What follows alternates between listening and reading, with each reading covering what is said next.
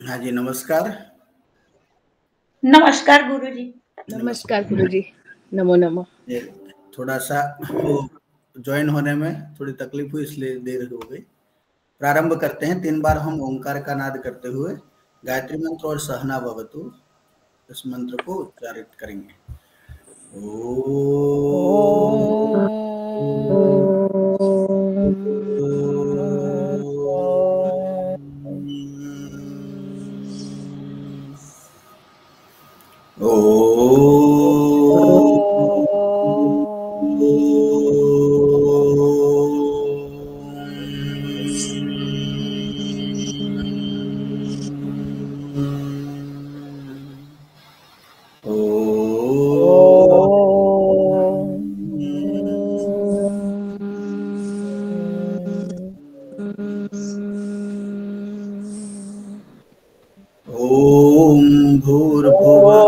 भूर्भुवः तत्सवितुर्वरेण्यं भर्गो देवस्य धीमहि यो यो नः प्रचोदयात्। ॐ सहनाववतु सहनौ भुनक्तु सह वीर्यं करवावहै तेजस्विनावधीतमस्तु मा विद्विषावहै। शान्तिः शान्ति शान्ति शान्ति।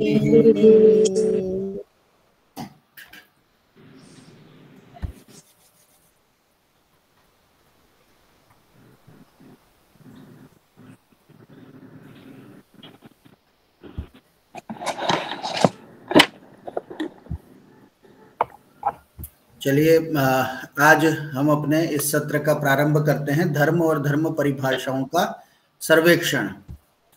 अभी तक आप लोगों ने धर्म की परिभाषाएं और उसके जो लक्षण हैं, क्या क्या धर्म के जो तत्व होते हैं, उसको समझने का हम लोगों ने प्रयत्न किया। बहुत विस्तृत है धर्म। आपको पता होगा पीवी काणे हुए हैं, एक नाम सुना है आपने? जी गुरुजी।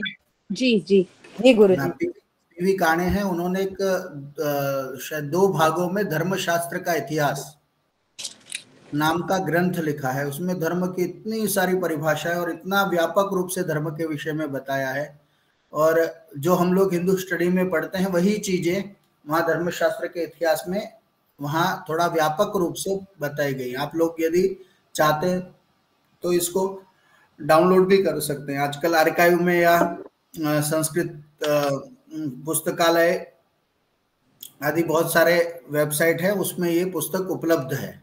तो धर्म के विषय में और डिटेल में आप जाना चाहते हैं तो बहुत कुछ इस समय भी बचा हुआ है। हम जितना भी वर्णन करें वो स्वल्प रहेगा, वो पूरा नहीं हो पाएगा। फिर भी जो जो मुख्य है उनका हम लोग उन पर हम थोड़ा विचार मंथन कर रहे हैं। सर, ये बुक का नाम क्या है? धर्मशास्त्र का इतिहास। धर्मशास्त्र का इतिहास। डॉक्टर पीवी काणे जी हैं जिसके लेखक हैं जी। जो भी धारणीय गुण है ना, आप धर्म के साथ है ना जीवन के मूल्यों को भी जोड़ सकते हैं। आप धर्म के साथ है ना जीवन के सिद्धांतों को जोड़ सकते हैं, लाइफ स्किल को जोड़ सकते हैं। जहां पर आप कोई भी कार्य करते हैं वहां प्रामाणिकता, नीतिमत्ता, दूसरे का जिससे कोई नुकसान ना हो, दूसरों की भलाई हो, अपने स्वार्थ है उसकी ऐसी पूर्ति ना हो जो दूसरे को हमें हानि पहुंचाती हो। तो ऐसे सारे, इसलिए उन्होंने कहा ना कि स्वस्य च प्रियमात्मनः, धर्म का लक्षण है ना वो हम लोगों ने इसमें देखा था। मैं आपको दिखा रहा हूं, महाभारत का ही मैंने लक्षण आपके समक्ष प्रस्तुत किया था।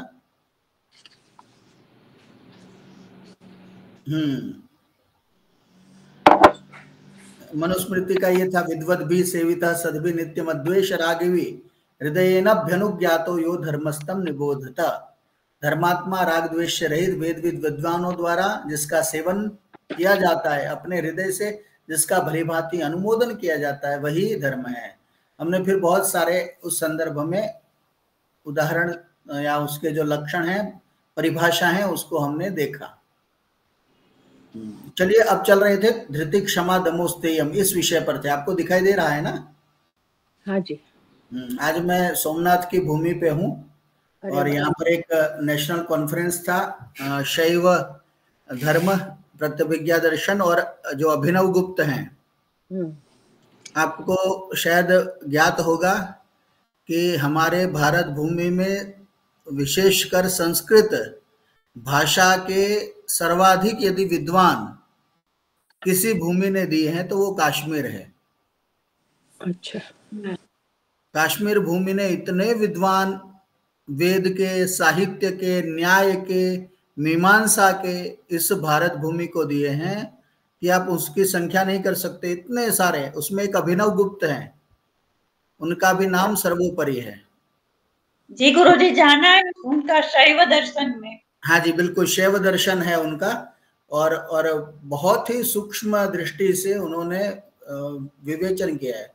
और आप देखिए, हमारे घर में जिस प्रकार आज गीता या फिर स्तोत्र आदि का, राम रक्षा स्तोत्र आदि का, अथर्वशीर्ष इत्यादि का पारायण होता है ना, उस समय अभिनव गुप्त के घर में ऐसे साहित्यिक, नैयायिक, व्याकरण के ग्रंथों का पारायण होता था प्रतिदिन।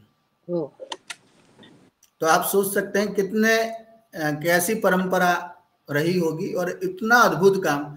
हम सबसे ज्यादा है ना टीका ग्रंथ, आपको पता होगा अभिनव गुप्त जी ने 2 टीकाएं लिखी हैं। एक लोचन टीका लिखी है जो ध्वन्यालोक पर है। आपने संप्रदाय पढ़े होंगे, ध्वनि संप्रदाय आदि, रस नहीं पढ़ा, आएंगे आपके उसमें भी। तो ये साहित्य शास्त्र के संप्रदाय हैं, साहित्य शास्त्र के सिद्धांत हैं। कोई रस को काव्य की आत्मा मानता है, कोई गुणों को काव्य की आत्मा मानता है, कोई रीतियों को काव्य की आत्मा मानता है, कोई अलंकारों को मानता है, कोई ध्वनि को मानता है। तो ये जो ध्वन्यालोक करके ध्वनि सिद्धांत का प्रतिपादन है, जिसमें उस पर उन्होंने एक लोचन टीका लिखी है। वो लोचन टीका है, वो इतनी अद्भुत है कि सामान्य आप ग्रंथ को पढ़ेंगे और लोचन टीका को पढ़ेंगे, दोनों का यदि समन्वय आपने साध लिया तो आप एक बहुत अच्छे तत्वचिंतक बन सकते हैं। इतना सुंदर निरूपण, तर्क बुद्धि से, तर्क शक्ति से उन्होंने सब समस्याओं का या पूर्व पक्ष का समाधान प्रस्तुत किया है। उसी तरह उन्होंने एक अभिनव भारती करके टीका लिखी है, जो नाट्य शास्त्र, भरत मुनि के नाट्य शास्त्र उस पर लिखी हुई है, वो भी अद्भुत है। तो ऐसे जो कश्मीर भूमि ने ऐसे जो साहित्यविद, शैव दर्शन के प्रवर्तक, प्रतिविज्ञा दर्शन के प्रबल पंडित, ऐसे विद्वान जो हमें प्रदान किए, उस विषय में थोड़ी चर्चाएं चल रही थी और बहुत दूर दूर से विद्वान आए हुए थे। मुझे भी सुनने का अवसर मिला इस माध्यम से, तिरुपति से, दिल्ली से, जम्मू से, फिर क्या कहते हैं, पुरी, जगन्नाथपुरी यानी ये उड़ीसा से, राजस्थान से, ऐसे दूर दूर से विद्वान लोग आए हुए थे और काफी कुछ चर्चा हुई और बहुत कुछ जानने को मिला है। ऐसे कॉन्फ्रेंस होते हैं, वैसे सामान्य रूप से हमें लगता है कि ये तो 2 दिन 3 दिन बिगड़ते हैं, कितना काम हमें पेंडिंग रखना पड़ता है, लेकिन कुछ न कुछ तो प्राप्त होता है ऐसे सेमिनारों के माध्यम से। आप एक दूसरे को सुनते हैं, आपको एक संशोधन करने का अवसर मिलता है। वैसे आप है ना, आपको मैं आपको काम दूं तो आप कर लेंगे, लेकिन स्वयं नहीं कर पाएंगे। तो संशोधन लिखना होता है, तो इस माध्यम से एक संशोधन पत्र तैयार करना होता है। 7-8 दिन लगातार पढ़ना पड़ता है, उस विषय में चिंतन करना पड़ता है, तब वो 5 पेज 7 पेज है ना, वो रिसर्च वर्क निकलता है, तब जाके कुछ बोलने लायक की हमारी स्थिति होती है। बहुत लंबी प्रोसेस है, लेकिन उसमें आनंद आता है क्योंकि कुछ जानने को, नया सीखने को मिलता है।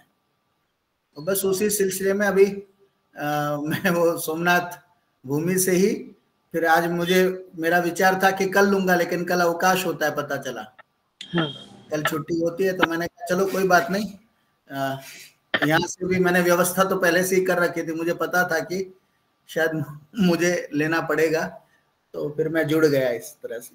लेकिन हमारे जानकी शरण सर जी भी बोले थे ना इसमें। हाँ जी, हाँ जी, जानकी शरण जी है ना इस पूरे संगोष्ठी के संयोजक है। अच्छा, जी गुरुजी। उन्होंने भेजा था वो। हाँ जी, हाँ जी, और वो पूरा संभाल रहे हैं, तो काफी वो भी इनविटेशन व्यस्त चल रहे भेजा था उन्होंने। हैं। हाँ जी, हाँ जी। हाँ, तो ऐसी जगहों पर यदि अवसर मिले, सोमनाथ के दर्शन, निवास की व्यवस्था हो जाती है, भोजन मिल जाता है, और साथ में ऐसे विद्वानों को आप सुन पाते हैं। ये सबसे बड़ा महत्व का तो ये होता है कि आप अच्छे विद्वानों को, वो सब तो चलो है स्थितियां सामान्य, कोई वो बड़ी बात नहीं है, लेकिन इस माध्यम से आपको कुछ ज्ञात होता है कि क्या चल रहा है साहित्य के क्षेत्र में, धर्म के विषय में क्या क्या चल रहा है। तो अपने इंटरेस्टिंग विषयों, ऐसे विषयों पर जाना चाहिए उससे। हाँ, और जब आप पोस्ट ग्रेजुएशन में होते हैं तब आपको कम से कम 2 साल में करने चाहिए। हम लोग तो मेरे तो लगभग 250 हो गए ऐसे रिसर्च कॉन्फ्रेंस। अच्छा, और सब में मेरी प्रस्तुति रही है। अरे वाह। तो हम तो करते रहते हैं, लेकिन इससे एक कुछ ना कुछ नया सीखने को मिलता है। सर हम लोग बहुत भाग्यशाली है कि हम आप लोग जैसे विद्वान से सीख रहे हैं। We बस feel हम blessed, सही बात है। बहुत ब्लेस्ड फील कर रहे हैं। बस जितने हम भी लोग गुरुजी है सारे चर्चा विद्वान हैं। करते हैं, और तो कुछ नहीं है। कुछ माने ये है कि हम संवाद करते हुए कुछ नए तत्वों को जानने का प्रयत्न करते हैं। चलिए विषय पर आते हैं। हमने जो 10 लक्षणों के विषय में पढ़ा था, अब स्पष्ट हो गया है ना आपके संदर्भ में? कुछ हो तो आप मुझे कहिएगा।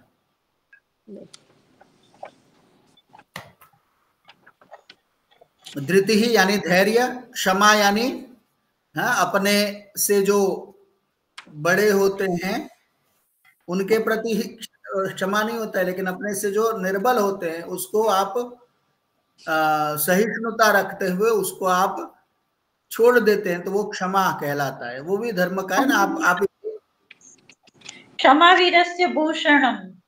हाँ जी, क्षमा वीरस्य भूषणम, तो इसलिए कहा जाता है कि वो वीर का भूषण है। लेकिन ये क्षमा के कारण भारत भूमि को हानि भी बहुत पहुंची है।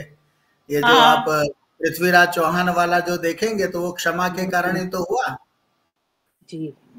तो फिर वहां पर राजधर्म लागू होता है। वो भी आप देखिए, सब जगह मैंने कहा ना कि यदि सैनिक ये सब चीजें सरहद पर, सीमा रेखा पर सोचेगा तो फिर और अधर्म फैल जाएगा। इसलिए वो आएंगे आपको, मैं धर्म के जब प्रकार आएंगे ना, तो ये सब चीजें स्पष्ट हो जाएंगी आपको कि क्या है। लेकिन सामान्य रूप से जो हम दैनिक जीवन जीते हैं, हमारे ये सामान्य धर्म के रूप में आते हैं कि हमें दूसरे के प्रति दया का भाव रखना चाहिए। अपने निर्बल हो तो उसको आप सहिष्णुता रखते हुए, कोई बात नहीं, भूल हुई है, चलो छोड़ दिया, तो उससे भी बहुत सारे जो कलह होते हैं या कोई समस्याएं होती हैं, उसका निवारण स्वतः हो जाता है। बराबर। हाँ जी, दम मैंने कहा था मन पर निग्रह करना, मन को नियंत्रण में रखना, वो दम है। दम, हाँ। और इन सब की बात हुई थी। अस्तेयम, चोरी न करना, यह अस्तेय है। शौचम, शुद्धता, पवित्रता। इंद्रिय निग्रह, इंद्रियों पर संयम, इंद्रियों को अपने विषय के मुंह में न रखना, लेकिन उससे हटाना, यथासंभव इंद्रियों को संयमित रूप से रखना। फिर था धीहि। धीहि का क्या अर्थ मैंने कहा था? सत्कर्मों से बुद्धि को इवॉल्व करना। धीहि है वो यहाँ पर धारण करने के संदर्भ में ही है, जो शास्त्र का हम शास्त्रादि के अध्ययन के पश्चात हम जो तत्व ज्ञान उससे प्राप्त करते हैं। आपने वही सही कहा कि हम लोग माने जब कोई चीज है उसको हम परंपरा से सीखते आ रहे हैं या कुछ ऐसे करते आ रहे हैं, लेकिन हमारा विश्वास नहीं बैठ रहा है, तो वहां हम शास्त्रादि का अध्ययन करते हुए उसका यथोचित मार्ग है, वो विवेक के द्वारा, विवेक बुद्धि के द्वारा हम फिर उसका निर्णय लेने की स्थिति में आ जाते हैं। उसको धी कहते हैं। यानी हम लोग जिस प्रकार एक वो प्रवाह होता है, भेड़ चाल होती है, उस तरह न बहते हुए अपनी शास्त्रादि के अध्ययन से प्राप्त की हुई बुद्धि के उपयोग से हम उसको एक सन्मार्ग में ले जाते हैं तर्कादि के माध्यम से। तर्क, ये धी है ना, ये आपको तर्क शक्ति प्रदान करता है। तर्क शक्ति होना बहुत कठिन चीज है कि आप सब चीजों में तर्क करें। तो धर्म का लक्षण ही है यस तर्केण अनुसंधत्ते सधर्म वेद नेतरः, जिसको तर्क के द्वारा अनुसंधान किया जाता है, जिसका अनुसंधान तर्क के द्वारा किया जाता है, उसी को धर्म समझना चाहिए। आजकल देखिए धर्म है ना, वो हमें आंख बंद करना सिखा देता है। अधिकांश चीजों में क्या है, हम लोग धर्म की जब बातें होती हैं तो सीधा आंख बंद कर देते हैं कि नहीं ये तो चला आ रहा है, ये तो करना है। लेकिन जो धी होगी आपके पास तो तर्क के द्वारा आप उसका अनुसंधान साध पाएंगे। उसको नहीं करना है ऐसा नहीं कह रहा हूं मैं, लेकिन क्यों ये किया जा रहा है उसका आपको सॉल्यूशन मिल जाएगा, समाधान मिलेगा। तो धी है वो भी एक धर्म का प्रमुख लक्षण उन्होंने स्वीकार किया है। ठीक है, एक तो आप किसी बात को कोई आपके समक्ष प्रस्तुत करता है, उसको आप हृदय पक्ष से स्वीकार कर लेते हैं। सही है या गलत है? दिल से उसको आपने स्वीकार कर लिया? नहीं, उसमें हमें तर्क से सोचना चाहिए कि प्रेयस है कि श्रेयस है। बिल्कुल। तो आपको है ना मात्र हृदय तक सीमित नहीं रहना है, उसको मस्तिष्क तक भी ले जाना है। यानी हृदय, ये बात तो स्वाभाविक है कि हृदय स्वीकार कर रहा है तो कुछ चीज में होगा, लेकिन उसको मस्तिष्क के द्वारा भी उसका परीक्षण करना है। उसके द्वारा जो आपको प्राप्त होगा ना वो शाश्वत प्राप्त होगा। श्रद्धा है ना, उसमें भी सत्य होता है। लोग अंधश्रद्धा नाम बोलते हैं ना, तो मैं तो वो अंधश्रद्धा शब्द ही गलत मानता हूं, क्योंकि श्रद्धा शब्द में सत्य है। जो सत्य को धारण करने वाली हमारी भावना है, बुद्धि है, उसको हम श्रद्धा कहते हैं। अब अंध सत्य क्या होता है? ये तो कुछ होता नहीं है, तो यहाँ अंधश्रद्धा नहीं कह सकते हैं, लेकिन श्रद्धा नहीं है, अश्रद्धा है। इसको अश्रद्धा कह सकते हैं, अंधश्रद्धा नहीं कह सकते। तो ये जो श्रद्धा है यह भी, इसके पीछे भी सत्य है। उसी प्रकार धी है, यह तर्क के द्वारा, जो बात आप हृदय से स्वीकार करते हैं उसको आप बुद्धि के द्वारा भी परीक्षण करते हुए उस चीज को आप जानिए। क्योंकि मनुष्य है ना, उसके पास यह जो धी है वो अन्य प्राणियों की अपेक्षा, माने अन्य प्राणियों में नहीं है और ये इसमें है। इसको हम विवेक बुद्धि भी कह देते हैं एक संदर्भ में। एक बहुत श्लोक है चाणक्य नीति का कि हस्ति स्थूल तनु सचांकुशवस किम हस्ति मात्रोंकुशः दीपे प्रज्वलिते प्रणश्यति तमः किम दीप मात्रम तमः वज्रेणापि हता पतन्ति गिरय किम वज्र मात्रम नगा तेजो यस्य विराजते स बलवान स्थूलेषु का प्रत्यय। ये श्लोक है, ये चाणक्य नीति का है। क्या कहा है? हस्ति स्थूल तनु, हाथी है वो कैसा होता है? बहुत बड़े शरीर वाला होता है, बहुत बृहत काय होता है। सचांकुश वसा, लेकिन वह भी किसके वश में आ जाता है? अंकुश के वश में आ जाता है। आपने यदि महावत देखे होंगे तो वो अपने हाथ में एक छोटी सी डंडी रखते हैं और जिसके आगे कील होती है, खिल्ली हुए, वो कील को उसके है ना मस्तक पर, गंडस्थल पर, ये मस्तक है ना उसको गंडस्थल बोलते हैं, उस पर है ना वो एक दो बार मारता है, कितना भी उन्मत्त हाथी हो ना वो वश में हो जाता है उसकी पीड़ा से। बस अब मैं नहीं कर सकता और उछल कूद, वो ऐसा। तो आप देखिए कहाँ एक हाथी है और कहाँ वो छोटा सा महावत। हाँ महावत है, दिखाई दे रहा है अभी आपको? हाँ। मैं क्या है वो दूसरी बात शुरू हो जाती तो मैं उसको उस तरह से ये ऐसे कर रहा हूं तो आपको स्पष्ट नहीं दिखाई दे रहा होगा, ऐसा हो रहा है ना? नहीं, वो पहले से है ही, ध्रुति क्षमा वाला मंत्र। चलिए दूसरी बात कि हाँ, दीपे प्रज्वलिते प्रणश्यति तमः।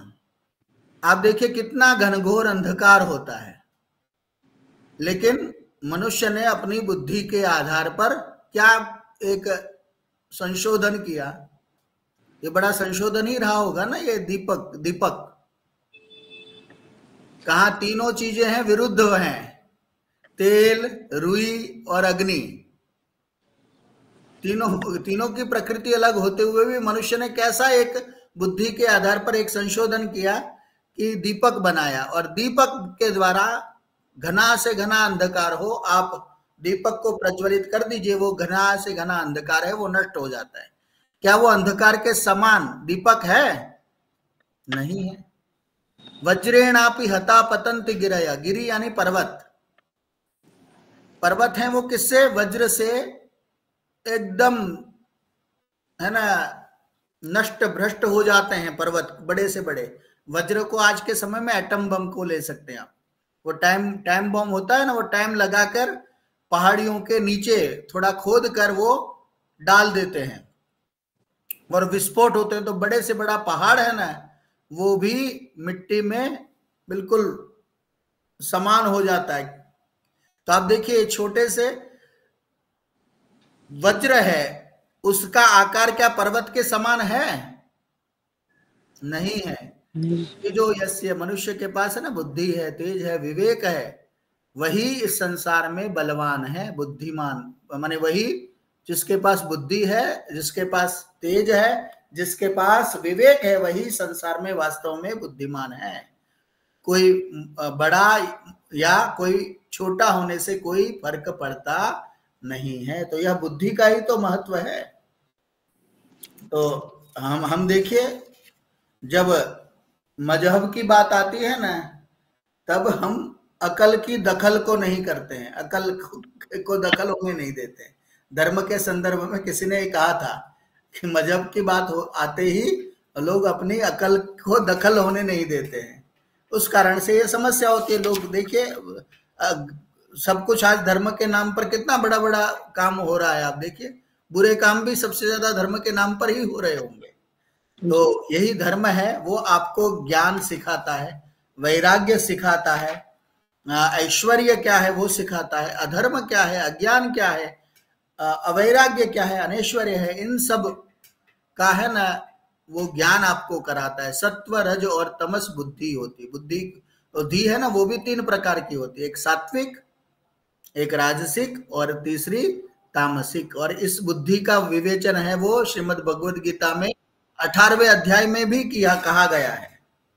बस ये है कि आपकी सात्विक जो वृत्तियां होंगी वो जब अधिक होगी तब राजसी और तामसी वो दब जाएंगी। राजसी होगी तो और दो, वो जो सात्विक और तामसिक है वो दब जाती है।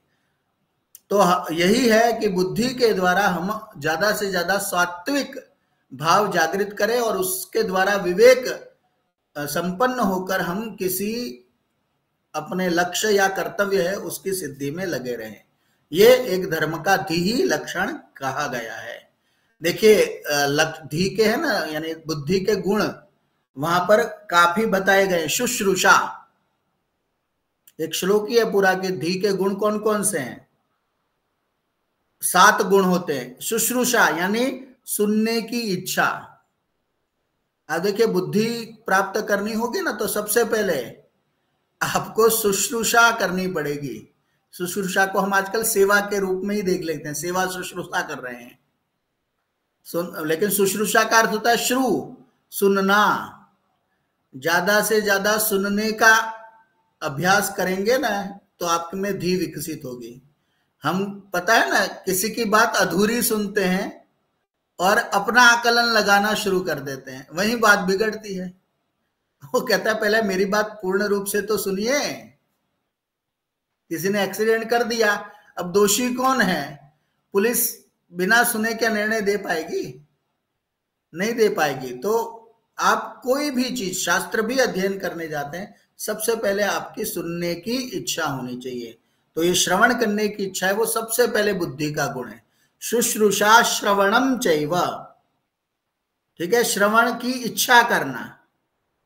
मेरी भी इच्छा होती है लेकिन मैं करता क्या हूं उसके ऊपर डिपेंड, इसलिए इन्होंने दूसरा भी लिखा, श्रवणम, सुनने की इच्छा करना प्लस सुनना।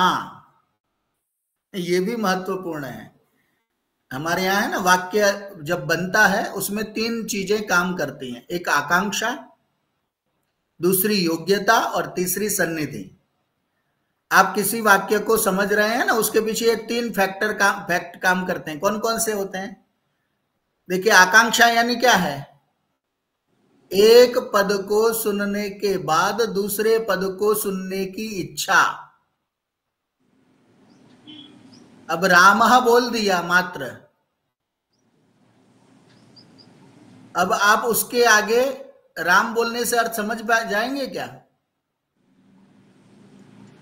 रामः ग्रामम गच्छति, ये पूरा सुनेंगे है, रामः के बाद आपको आकांक्षा होगी, इच्छा होगी कि भाई इसके आगे क्या बोल रहे हैं, तो गच्छति जा रहे हैं, लेकिन फिर से आकांक्षा हुई कहां, तो क्या ग्रामम। तो वो आकांक्षा है, वो वाक्य निर्माण में सबसे महत्वपूर्ण होती है आकांक्षा, यानी एक शब्द को सुनने के बाद दूसरे शब्द को सुनने की इच्छा होना। फिर दूसरा क्या होता है, जब आप वाक्य सुनते हैं आकांक्षा से ही काम नहीं चलेगा, योग्यता। योग्यता, योग्यता यानी जो वाक्य आप बोल रहे हैं उस वाक्य में उस अर्थ को प्रतिपादन करने की योग्यता है या नहीं है, यह भी आवश्यक होता है। जैसे आप देखिए, कोई खेती करने वाला किसान बोल रहा है अग्निना सिंचती, अग्नि से सिंचन कर रहा है, क्या इस वाक्य में योग्यता है अर्थ को प्रतिपादन करने की? सिंचन माने सींचने का काम अग्नि के द्वारा संभव है क्या? नहीं है। उसके लिए तो जलेन सिंचती चाहिए, जल के द्वारा सिंचन करना आवश्यक है। तो अग्नि के द्वारा सिंचन की क्रिया हो ही नहीं सकती है। इसलिए वाक्य को आप सुनते हैं, आकांक्षा के पश्चात वह वाक्य अपने अर्थ को प्रतिपादित करने में योग्य है कि नहीं, यह परीक्षण करना पड़ेगा। आप कैसे किसी को कहेंगे कि भाई आकाश में फूल खिला, तो संभव ही नहीं है ना, योग्यता ही नहीं है। खरगोश के सींग, मैंने अभी खरगोश के सिर पर सींग देखा, तो ये वाक्य है, ये योग्य नहीं है, अर्ह नहीं है। इसलिए योग्यता भी आवश्यक होती है। आप वाक्य जो बोलते हैं उनके पद हैं, वो अपने अर्थ को पूर्ण रूप से जब वाक्य के रूप में परिणत होते हैं तब वो पूर्ण रूप से योग्य होते हैं या नहीं। और तीसरा होता है सन्निधि, उसको कहते हैं हम सन्निधि, यानी दोनों के बीच का संगम। जैसे मैंने बोला रामः,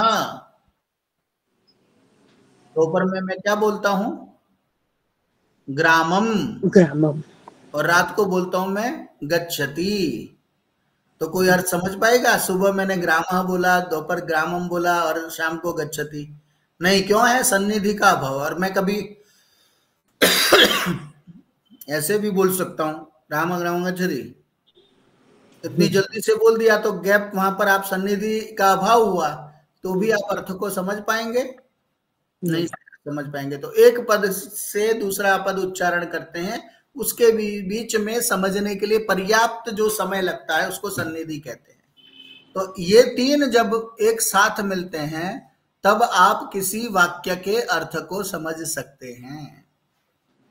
इसी को साहित्य शास्त्र में है ना तात्पर्यार्थ कहा गया है। उसका तात्पर्य समझ रहे हैं आप, तात्पर्य है ना वो ये तीनों चीजों से बनता है, आकांक्षा, योग्यता और सन्निधि।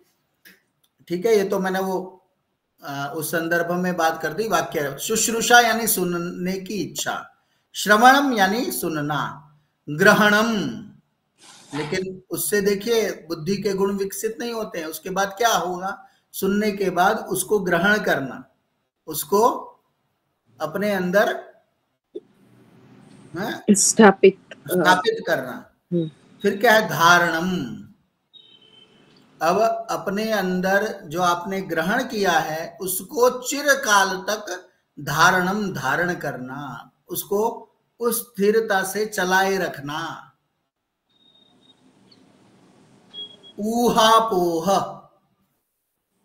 ठीक है, आपने सुनने की इच्छा की, आपने सुना, आपने सुने हुए को ग्रहण किया और ग्रहण किए हुए को आपने धारण किया, लेकिन उसके बाद क्या? ऊहापोह।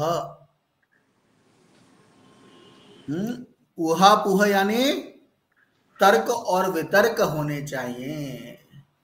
आप जब ये कुछ काम करते हैं ना तो फिर मन में दो प्रकार के विचार आते ही हैं, वो तर्क वितर्क है ना, वो होने चाहिए।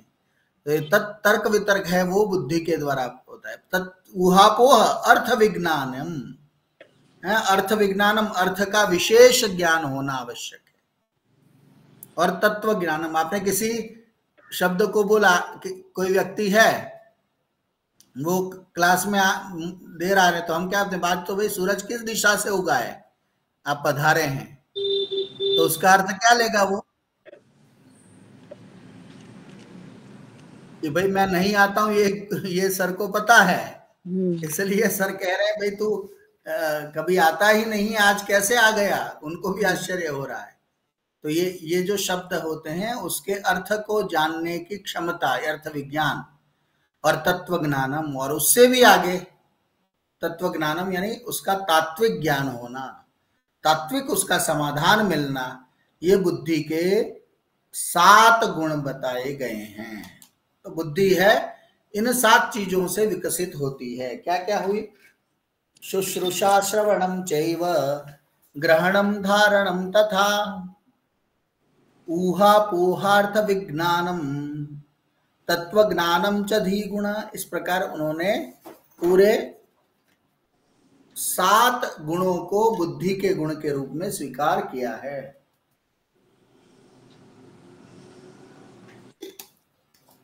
अब देखिए विद्या, विद्या का अर्थ मैंने बताया था, क्या कहा था?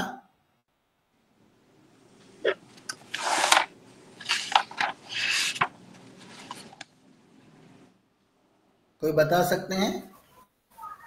जो जैसा है उसको वैसा ही समझना, उसे विद्या कहता है। उसी रूप में जो जैसा है उसको वैसा ही समझना। जिसको जैसा है वैसा ही समझना, इसको विद्या कहते हैं। वेत्ति यथावत तत्व पदार्थ स्वरूपम यया सा विद्या, जिससे पदार्थों के यथार्थ स्वरूप का ज्ञान होता है वो विद्या कहलाती है। ठीक है, माने जो अविद्या है वो जैसा स्वरूप होता है उसको भ्रम आदि के द्वारा, माया आदि के द्वारा अन्य की प्रतीति कराता है, वो अविद्या है। और जो योग्य प्रतीति कराते हैं उसको हम विद्या कहते हैं।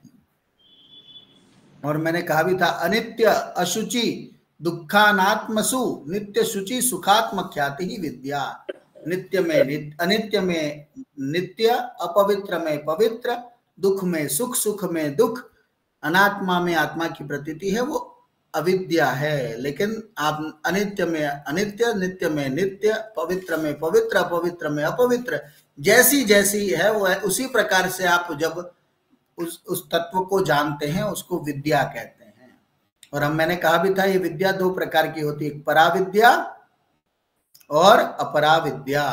द्वे विद्ये वेदितव्ये परा चा परा चेती, परा और अपरा। अपरा कौन सी है? अपरा विद्या कौन सी है? अपरा એટલે જે લૌકિક કર્મો માટેની નથી તે। बिल्कुल, हाँ, ये जो लौकिक विद्या है उसको अपरा विद्या कह सकते हैं, या वेदादि और शास्त्रों के द्वारा प्राप्त की जाने के माध्यम से प्राप्त की जाने वाली विद्या है, उसको अपरा विद्या कहते हैं, जिससे हमारा विकास होता है, हमारा उत्थान होता है। लेकिन परा विद्या है वो उससे बढ़कर है, उसको हम अध्यात्म विद्या भी कह सकते हैं। एक को भौतिक विद्या या आप लौकिक विद्या कह सकते हैं और दूसरे को अध्यात्म विद्या के नाम से जानते हैं। तो ये परा विद्या है, वहां तक ले जाने का जो कार्य करती है उसको विद्या, उस तत्व को धर्म के विद्या कहा जाता है। चलिए तो विद्या है वो बहुत महत्वपूर्ण है। हमारे यहाँ विद्या का उद्देश्य क्या था पहले समय में? ज्ञान प्राप्ति। सा विद्याया विमुक्तये। मुक्त वहां पर एक पूरा वचन है कि विद्या कौन है, किसको विद्या कहते हैं? जो मोक्ष की प्राप्ति कराए।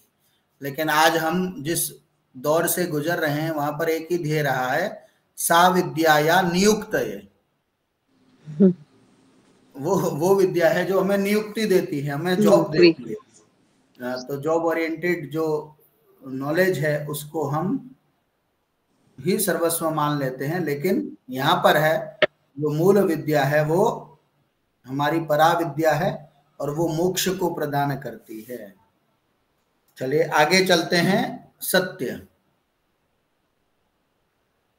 सत्य है वो, उसके विषय में तो शायद आपको मैंने कहा भी था कि सत्य है उसको हमारे यहाँ सबसे बड़ा पृथ्वी का धारक तत्व माना गया है। सत्वम बृहद्रितम उग्रम दीक्षा तपो ब्रह्म यज्ञ सत्येनोत्तभिता भूमि सत्य सर्वम प्रतिष्ठितम। ऐसे कितने ही वचन हैं जहां पर सत्य की महिमा का गान किया गया है। तो आप देखिए, सत्य है उसका आचरण अपने जीवन में करना, वो भी एक धर्म का है ना, वो माध्यम धर्म का लक्षण है, उसको माना गया है। हम जब संकल्प कराते हैं ना तो एक मंत्र बोलते हैं, ओम अग्ने व्रतपते व्रतम चरिष्यामि तच्छकेयम तन्मेराध्यताम इदम अहम अनृतात् सत्यमुपैमि। हे व्रतपते अग्नि, व्रतों के पालक हे परमपिता परमात्मा, व्रतम चरिष्यामि, व्रत का मैं आचरण करूंगा, तच्छकेयम तन्मेराध्यताम, उसको मैं वचन को पूर्ण रूप से निभा सकूं, उसको अच्छी तरह से उसको अपने अंदर ला सकूं।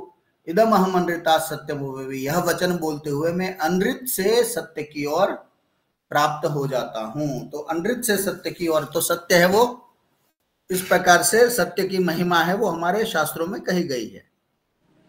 तो ये सत्य है ऋतम। ये ऋतम से, ऋतम है वो तो पूरा शाश्वत सत्य हो गया। लेकिन यहाँ धर्म के संदर्भ में जो सत्य है उसको ऋतम तक ले जाने की आवश्यकता भी नहीं है। सामान्य रूप से सत्य बोलना चाहिए, बहुत सिंपल चीज है, आचरण में लाने के लिए कठिन है लेकिन बोलना चाहिए, तो सब बहुत सिंपल चीज हो गई है। उसके बाद देखिए अक्रोध। अक्रोध यानी क्रोध नहीं करना।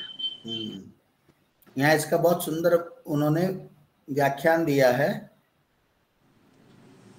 सर ये पीपीटी का वो ही सेम रहा है? हाँ, नहीं अभी आगे आएगा, ये चल रहा है ना, अब आगे आ रहा है। अच्छा।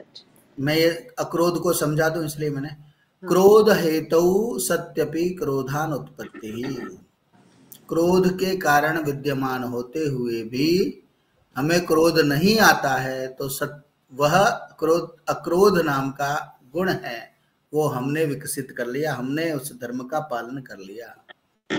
और कहा भी है अक्रोधेन जयेत क्रोधम, क्रोध आता है ना तो आप अक्रोध करिए। गुस्सा आते ही हमारे हाथ में नहीं रहता है, लेकिन क्रोध है उसको है ना अक्रोध से ही दूर करना आवश्यक है। इसलिए कहा भी गया है ना कि क्रोध होने पर भी आप क्रोध नहीं करते हैं तो वास्तव में आप अक्रोध का आचरण कर रहे हैं। चलिए ये हो गए धर्म के 10 लक्षण। हमारे यहाँ है ना क्रोध के संदर्भ में एक बहुत सुंदर गीता में एक पूरी प्रोसेस दी हुई है। ध्यायतो विषयान पुंसः संगस्तेषु उपजायते संगात् संजायते कामः कामात् क्रोधोऽभिजायते क्रोधात् भवति सम्मोहः सम्मोहात् स्मृतिविभ्रमः स्मृतिभ्रंशात् बुद्धिनाशात् प्रणश्यति। तो देखिए यहाँ पर कहा गया है ना कि ध्यायतो विषयान पुंसा, मनुष्य जैसे जैसे विषयों का ध्यान करता जाता है, संगस्तेषु उपजायते, उसमें क्या होता है, संग उत्पन्न होता है। संग यानी किसी के साथ आसक्ति होती है। संगात संजायते कामा, संग से काम उत्पन्न होता है। कामात क्रोधोभिधायते, काम से क्रोध उत्पन्न होता है। क्रोधात भवति सम्मोह, क्रोध जब उत्पन्न हो गया तो आप किसी के साथ सम्मोह में रहेंगे, यानी उसके पूरे एना प्रभाव में, हाँ उसके प्रभाव में रहेंगे। तो सम्मोहा स्मृति विभ्रम, और सम्मोह हो जाएगा तो क्या होगा, स्मृति विभ्रम, आप अपनी बुद्धि को भूल जाएंगे। स्मृति भंशात बुद्धि नाशो, आप स्मृति यानी स्मृति को छोड़ देंगे, आप स्मृतियों को भुला देंगे तो बुद्धि नाशो, बुद्धि नाश हो जाएगा। और जिसका बुद्धि का नाश हो गया वो तो प्रणश्यति, वो नष्ट हो जाता है। इसलिए हमारे यहाँ कहा गया ना, विनाश काले विपरीत बुद्धि, विपरीत बुद्धि, विनाश काल आता है तो मनुष्य की बुद्धि विपरीत हो जाती है अच्छे अच्छे लोगों की। तो ये चीज उन्होंने कहते हुए, धर्म को व्याख्यात करते हुए कहा, क्या कहा, ये धर्म है, ये कैसा है,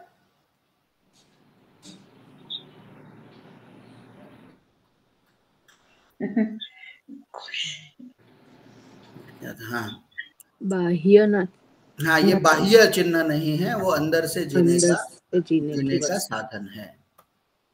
चलिए आगे चलते हैं याज्ञवल्क्य स्मृति के अनुसार। अब है ना, ये सब थोड़ा थोड़ा सा ही आएगा क्योंकि ये सब चीजें आपने अधिकांश पढ़ ली है। श्रुति स्मृति सदाचारः स्वस्य च प्रियमात्मनः सम्यक् संकल्पजः कामो धर्ममूलमिदं स्मृतम्। यहाँ पर है ना थोड़ा अलग पाठ भी मिलता है, लेकिन इसका हम देख लेते हैं। श्रुति ही स्मृति ही सदाचारः, श्रुति ही यानी वेद, स्मृति ही यानी धर्मशास्त्र, और सदाचारः और सज्जनों का आचरण। ठीक है। स्वस्य च प्रियमात्मना, अपने बराबर अनुकूल कार्य करना। सम्यक संकल्पजः कामः, बराबर विवेकपूर्ण संकल्प से उत्पन्न हुई कामनाएं। धर्म मूलम इदम जगत, क्योंकि यह जगत है वो धर्म के मूल में है। तो आपको यदि अच्छा कुछ बनना है, धर्म का आचरण करना है, तो सबसे पहले वेद, धर्मशास्त्र और अच्छे लोगों के जो आचरण है वो अपनी आत्मा के अनुकूल बनाना है। और दूसरा, विवेकपूर्ण संकल्प से उत्पन्न हुई जो इच्छाएं हैं वो है ना, वो धर्म के मूल में होती है, ऐसा भी कहा गया है। अब आगे चलते हैं, आगे दिखाई दे रहा है ना आपको? जी। आगे क्या बोल रहे हैं? इज्याचार दमा हिंसा दानम स्वाध्याय कर्मणाम अयं तु परमो धर्मो यज्ञोगेनात्मदर्शनम्।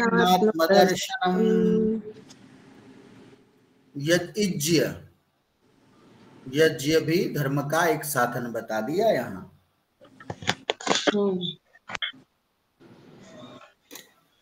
अभी हम लोग आंतरिक तत्वों की बात कर रहे थे। ये देखिए यज्ञानुष्ठान है, ये आंतरिक और बाह्य दोनों का ही साधन है। तो यज्ञ आचार, आचरण, दम मन पर है कंट्रोल। यहाँ पर वो इंद्रिय निग्रह नहीं लिख सकते हम लोग, भले लिखा है तो, लेकिन दम को हम इंद्रिय निग्रह कहेंगे, उसको कहेंगे मन निग्रह। अहिंसा, अहिंसा दानम, दान, स्वाध्याय कर्मणाम,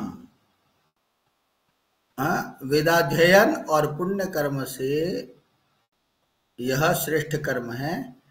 अयम तो परमो धर्म यद योगेन आत्मदर्शनम, पुण्य कर्म है वही श्रेष्ठ धर्म है जिससे योग यानी आत्मा का यथार्थ बोध हमें होता है। तो यहाँ पर भी क्या क्या बताए? एक यज्ञ के अनुष्ठान करिए, एक आचार शिक्षा लीजिए अपने अंदर, इंद्रिय निग्रह करिए, अहिंसा करिए, दान करिए, वेदाध्ययन है वो योग्य व्यक्ति को करिए, और पुण्य धर्म है उसका भी आचरण। ये सारी चीजें हैं, ये बाह्य चित्त वृत्ति के निरोध के द्वारा होती है। अब देखिए धर्म के साधन क्या क्या बताए हैं, यहाँ पर भी आप उसी चीज को थोड़े अलग रूप में देखेंगे, लेकिन सर्वसम्मत जो मत है वो हमने मनुस्मृति का यहाँ पर रखा हुआ है। यहाँ पर क्या कहा गया है,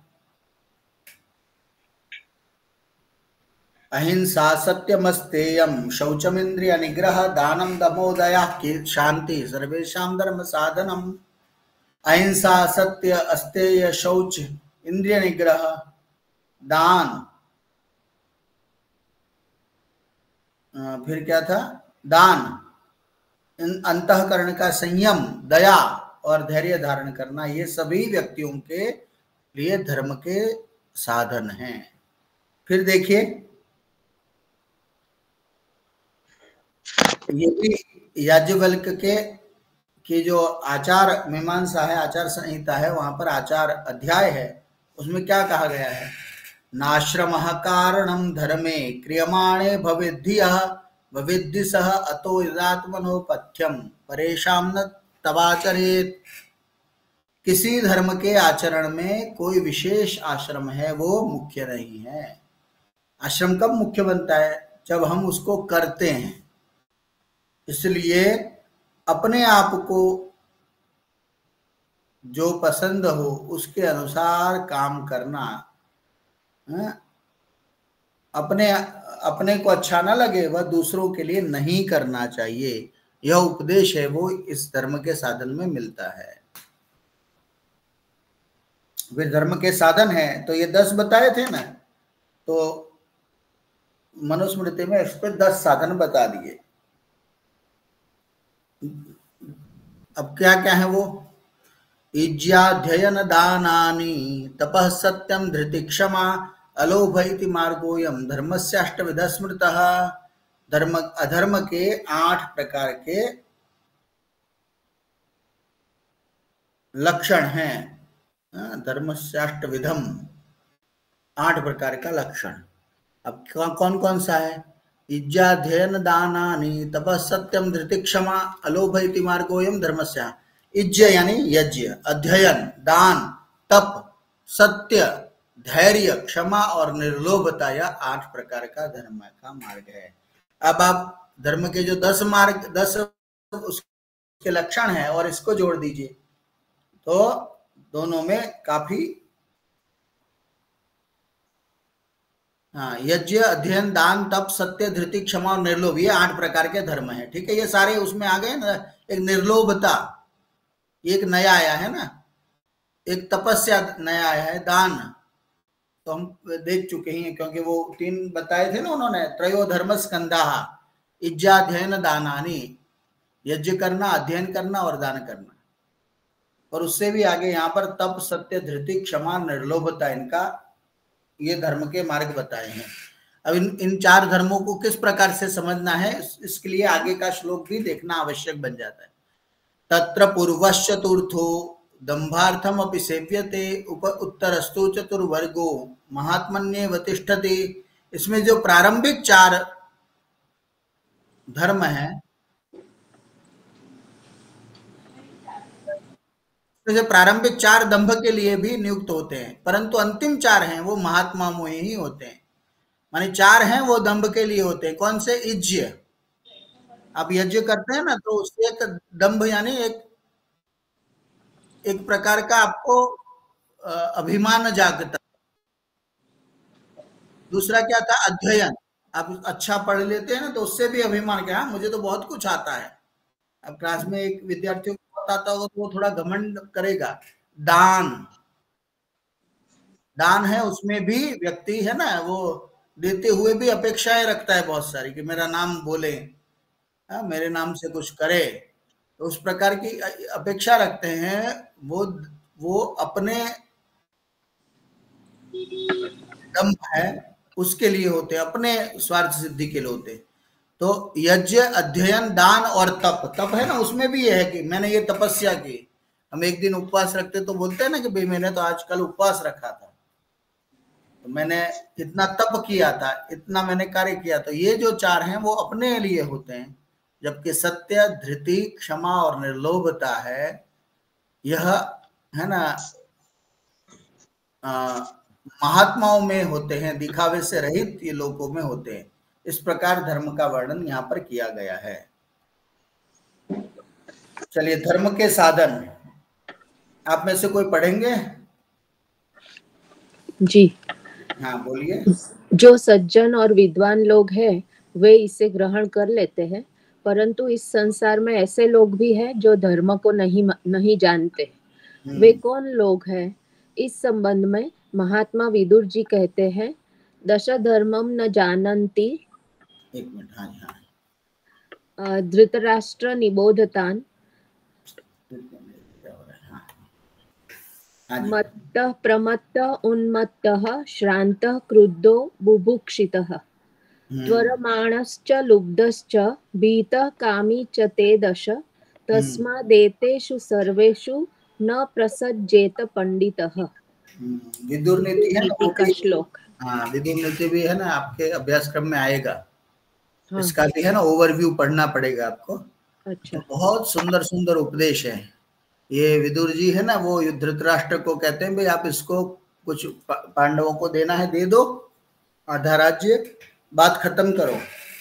लेकिन दुर्योधन है वो सुनता नहीं और धृतराष्ट्र कह भी नहीं पा रहे थे, ऐसी स्थिति है। उन्होंने कहा कि देखिए, अलग अलग शब्दों से उन्होंने बहुत सारी चीजें बताई और फिर बताते हुए इसमें कहा कि 10 लोग हैं वो धर्म के तत्व को नहीं जान सकते। कौन कौन से हैं? पहला है वो मत्तः, बोलते हैं ना मत्तः, यानी जो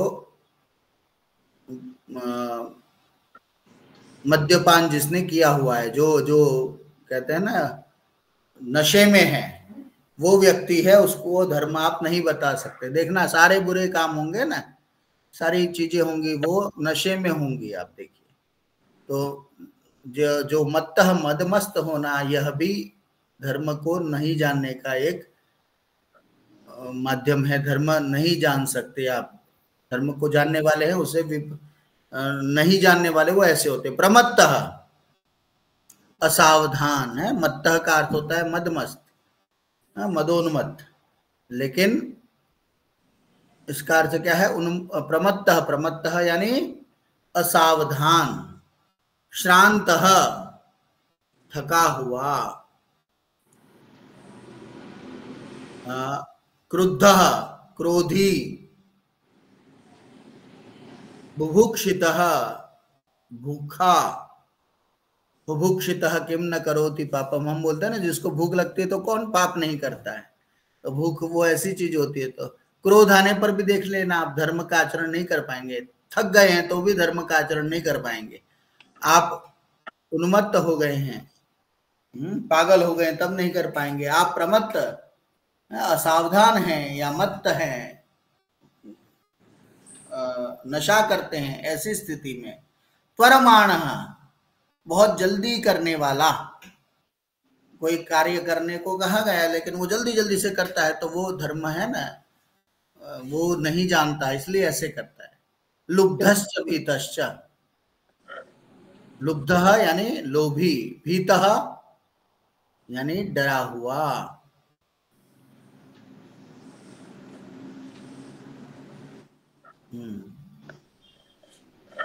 दिखाई दे रहा है? हाँ जी। डरा हुआ और कामी, ये 10 ऐसे लोग हैं जो धर्म के तत्व को कभी नहीं जान सकते। ये बहुत प्रसिद्ध श्लोक है, ये विदुर नीति का है।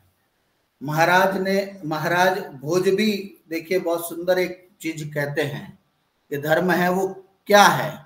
बलवानपि अशक्तौसौ, धनवानपि निर्धनः, श्रुतवानपि मूर्खश्च, यो धर्म विमुखो जनः।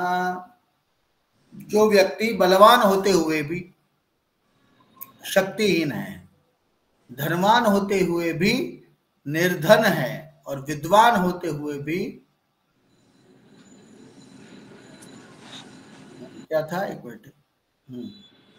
जो व्यक्ति बलवान होते हुए भी शक्तिहीन है, धनवान होने पर भी निर्धन है, विद्वान होते हुए भी जो मूर्ख है वो धर्म से विमुख है।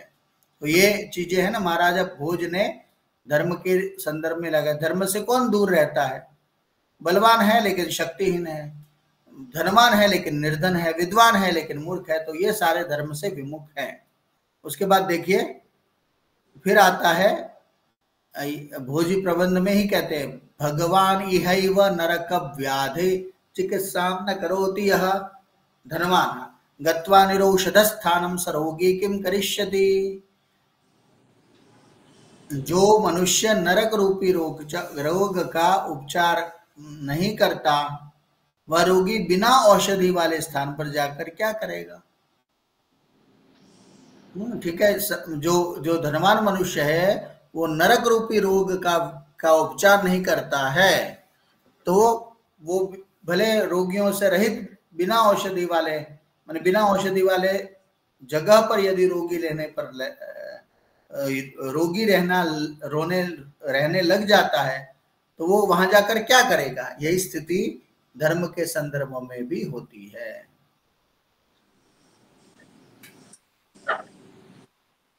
अब चलते हैं धर्म के स्वरूप के बारे में।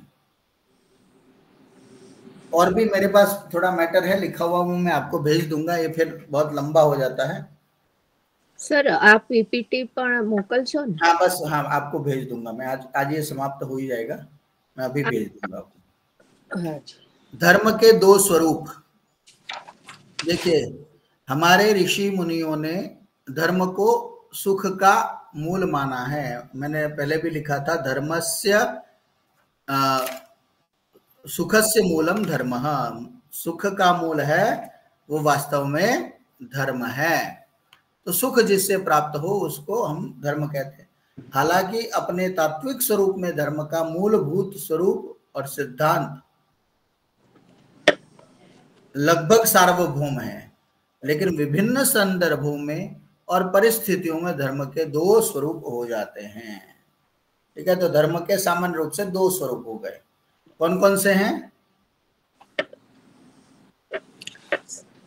सामान्य धर्म और विशेष धर्म। ठीक है, एक तो सामान्य धर्म और दूसरा विशेष धर्म। अब क्या किसको सामान्य मानेंगे और किसको विशेष मानेंगे? तो बता सकता है आप में से? सामान्य धर्म એટલે આપણે ડે ટુ ડે લાઈફમાં જે કરવા યોગ્ય કર્મો હોય એ કરતા હોઈએ, એ સામાન્ય ધર્મ. અને વિશેષ ધર્મ એટલે કે જે દૈનિક વ્યવહારમાં, હા, દૈનિક વ્યવહારમાં. અને વિશેષ ધર્મ એટલે અમુક સ્પેશિયલ પરિસ્થિતિમાં વિવેક બુદ્ધિનો ઉપયોગ કરીને આપણે જે કરીએ ધર્મ શાસ્ત્ર સંમત જે કાર્યો કર્મ કરીએ.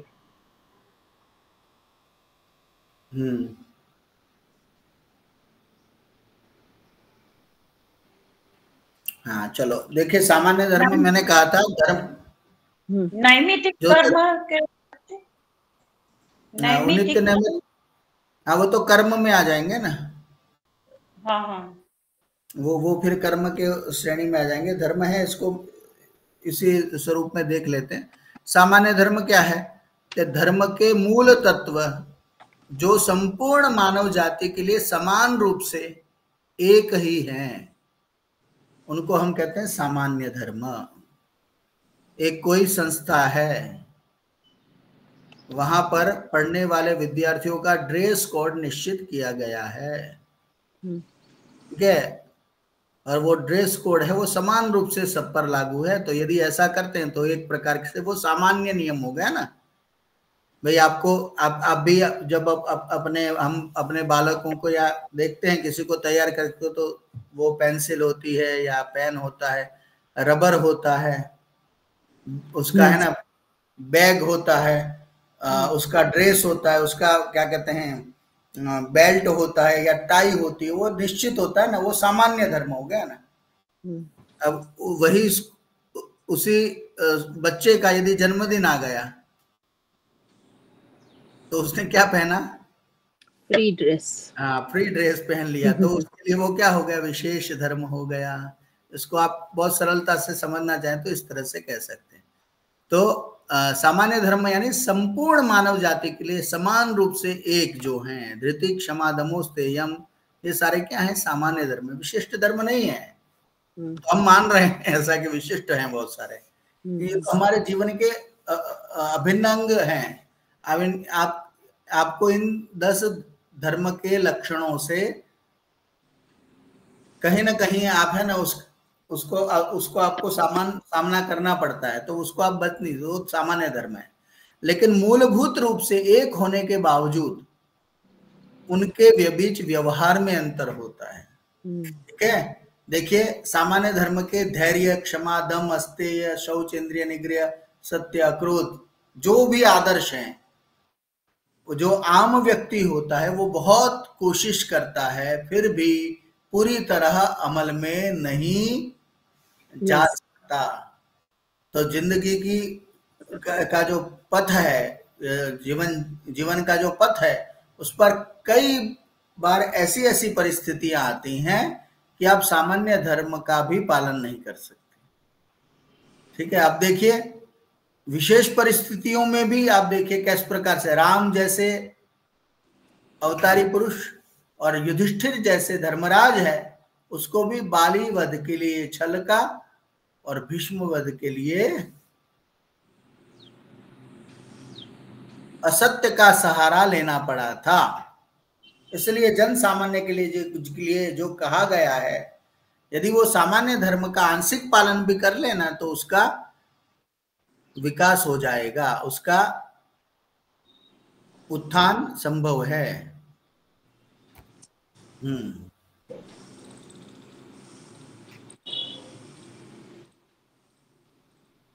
शायद ये नहीं था ना, मैंने बताया वो, मैंने जो बोला वो यही था, सामान्य धर्म किसको कहते हैं, जो सभी के लिए सामान्य रूप से लागू होता है। एक आदर्श स्थिति अलग होती है, लेकिन उसके अनुसार व्यक्ति यदि थोड़ा सा भी चलता है तो वो अपने जीवन में कह सकते हैं धर्म का आंशिक पालन कर रहा है।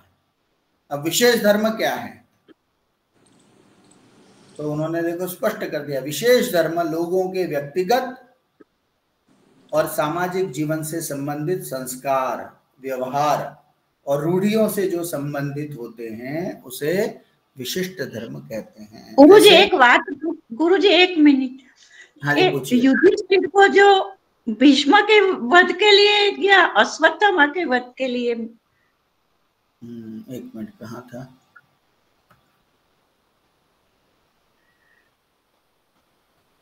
हाँ नहीं, यहाँ है ना, सॉरी, ये द्रोणाचार्य के वध के लिए होगा। अश्वत्थामा के लिए किया था ना, युधिष्ठिर को बोलना पड़ा था ना? नहीं, द्रोणाचार्य के लिए, द्रोणाचार्य के लिए नहीं, अश्वत्थामा का उनके पुत्र के लिए, इसलिए बाद में उन्होंने शरीर त्याग किया ना द्रोणाचार्य जी ने। अश्वत्थामा हाथी मारा था, लेकिन युधिष्ठिर ने ऐसा बोला, नरोवा कुंजरोवा। हाँ, पर लेकिन वो वध करना चाह रहे थे द्रोणाचार्य का ना। हाँ, लेकिन बोले थे तो इसीलिए ना, हाँ, अश्वत्थामा के नाम से बोला था, लेकिन वो, हाँ ठीक है, ये भीष्म है ना, थोड़ा ये कहीं गड़बड़ हो गया है क्या? यहाँ कृष्ण होना चाहिए था, ऐसा कुछ हुआ, मेरे से ही कुछ हुई है भूल इसमें। तो यहाँ पर है ना वो द्रोणाचार्य वाला हो जाएगा, मैं सुधार देता हूँ इसको। जी गुरुजी जी। ठीक है जी, ठीक है, आगे चलते हैं। देखिए सामान्य धर्म हो गया, अब देखिए विशेष धर्म। विशेष धर्म लोगों के व्यक्तिगत और सामाजिक जीवन से संबंधित संस्कार, व्यवहार और रूढ़ियों से संबंधित होते हैं। ठीक है, इसको हम ऐसा कह सकते हैं कि ये प्रासंगिक है। जैसे शादी हो रही है हमारे परिवार में, तो उसको आप क्या मानते हैं, सामान्य है घटना? विशिष्ट प्रसंग हो गया ना वो, विशिष्ट। हाँ, घर में यदि विवाह आदि का माहौल बन रहा है, दिख रहा है आपको, तो वो विशिष्ट प्रसंग बन जाता है, वो सामान्य तो रहता नहीं है। लेकिन आप हर रोज भोजन कर रहे हैं, अपने ऑफिस के लिए जा रहे हैं, घर से खाना खा रहे हैं, ये सारे जो कार्य कर रहे हैं वो क्या है? सामान्य हो गए। इस प्रकार से प्रासंगिक होता है, अलग अलग परिस्थितियों में वो प्रासंगिक हो जाता है। जैसे आत्मधर्म, कौन सा ये आत्मधर्म है? अपने लिए धर्म। व्यक्ति कहता है ना भाई, मैं चाणक्य ने प्रतिज्ञा ली थी कि जब तक मैं नंद वंश का समूल नाश नहीं करूंगा तब तक मैं अपनी शिखाओं को नहीं, शिखा को नहीं बांधूंगा। तो ये क्या है? विशेष संदर्भ में हो गया। तो अपने लिए किया हुआ कुल धर्म, हाँ, कुल की उन्नति के लिए कोई विशेष कोई आपने कार्य कर दिया तो कुल धर्म। युग धर्म, युग के अनुसार राज धर्म, राजा के आधार पर, और आपद धर्म, यह ना आपद धर्म का प्रयोग बहुत बार हम कर लेते हैं, पता है ना आपद धर्म? जी गुरुजी, वो मुश्किल के समय में। आपने है ना एक मूवी देखी होगी, लाइफ ऑफ पाई। बहुत बहुत किस प्रकार से व्यक्ति है वो संघर्ष करता है, वो पूरी गाथा है, मुझे तो बहुत सुंदर लगी थी वो। उसमें देखिए वो व्यक्ति होता है, वो क्या करता है, एक एक पशु पक्षी को मारता जाता है, अंत में शेर और बोट माथी फेंकतो जाए छे। फेंकता है, और उस तरह से मछली को वो खाता नहीं था पहले कुछ भी, लेकिन अब क्या करे, कुछ मिल ही नहीं रहा, तो जो कुछ मिल रहा है वैसा करे। वो पानी नहीं पी पा रहा था, तो वो फिर क्या करता है, वो बरसात के पानी का राह देखता है, या फिर समुद्र के पानी को ही वो साफ करके पीता है। तो वो ऐसे आपद धर्म होते हैं। लेकिन हम लोग आपद धर्म है ना, उसका बहुत यूज कर लेते हैं। हमें ना आपद धर्म का सब जगह यूज कर लेते हैं, क्योंकि छूट दे रखी है ना आपत्ति में कुछ। वो लोगों ने हिंसा हो रही थी ना यज्ञादि में, तो उन्होंने कहा वैदिक की हिंसा हिंसा न भवति। वेद के अनुसार किए जाने वाली हिंसा होती है ना, वो हिंसा नहीं कहलाती है। तभी तो जैनों ने वेद का फिर खंडन किया। तो ये वेद, कोई भी धर्म हो वो माने आपद धर्म पर नहीं निभता है, तो बहुत प्रतिकूल परिस्थिति होती है तभी आपद धर्म का प्रयोग होता है। लेकिन इसको भी एक विशेष धर्म के अंतर्गत ला सकते हैं, और इसका प्रयोग हमें तो कम से कम करना चाहिए। आप कहीं भोजन करने के लिए गए, आपको शुगर है, और आपने देखा कि और तो कुछ खाने लायक है नहीं, तो आपने रसगुल्ले 2 खा लिए, तो कहे मैंने तो आपद धर्म देखा कि कुछ सही नहीं, तो मैं खाता नहीं तो मर जाता, तो मैंने ये देखा कि चलो गुलाब जामुन है, ये मैं खा रहा हूं, तो आपद धर्म का नाम लेकर वो करता है। कोई व्यक्ति है ना सामान्य रूप से कहीं फंस जाता है, जैसे आप सोच लीजिए वो पुलिस ने पकड़ लिया, तो फिर वो दूसरी प्रकार से वो है ना उस पर दबाव डालने की, वो तो क्या तो आपद धर्म, आपद आ गई थी भाई, वो तो मुझे पकड़ देता, पुलिस थाने में ले जाता, तो मैं क्या करता, तो मुझे तो ये करना ही था। तो हम लोग भी ऐसा आपद धर्म का दुरुपयोग करते हैं, लेकिन वो उसके धर्म की दृष्टि से उसके लिए नहीं होता था। बहुत ही प्रतिकूल परिस्थिति आती है उसमें आपद धर्म। सामान्य धर्म के सिद्धांत हर समय, हर काल और परिस्थिति में अपरिवर्तनशील होते हैं, जबकि विशेष धर्म में देश काल परिस्थिति के अनुरूप समय समय पर बदलाव वहां पर आपको दिखाई देता है। तो इस प्रकार से कौन सा परिवर्तनशील होता है, आपद धर्म या सामान्य धर्म या विशेष धर्म? विशेष धर्म। अब देखिए विशेष धर्म में भी जो मैंने पहले कहे थे वो कुछ धर्मों का समावेश होता है। अब कौन से हैं वो? तो विशेष धर्म के भेद हैं, एक आत्म धर्म, दूसरा कुल धर्म, तीसरा युग धर्म, चौथा अग्निहोत्र धर्म, चौथा राज धर्म, और पांचवा है आपद धर्म। आत्मधर्म, कुल धर्म, युग धर्म, राजधर्म और आपद धर्म। मेरा है ना चश्मा बदल गया तो थोड़ा थोड़ा धुंधला दिखाई दे रहा है।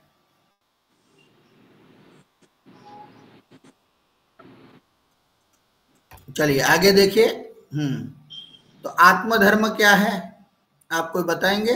मैंने इसको लिखा नहीं है।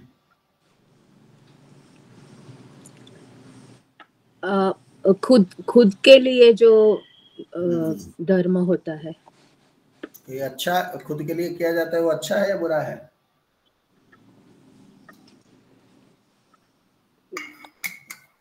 जो करने योग्य कर्म है वो करना तो अच्छा ही है, पर आत्मधर्म में निषिद्ध कर्म करना वो अच्छा नहीं है।